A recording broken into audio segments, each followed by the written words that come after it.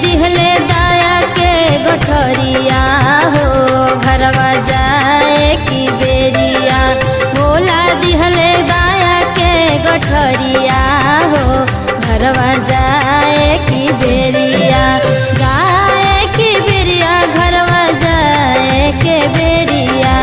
जाए की बेरिया घरवा जाए के बेरिया। गुरुजी दिहले दाया के गठरिया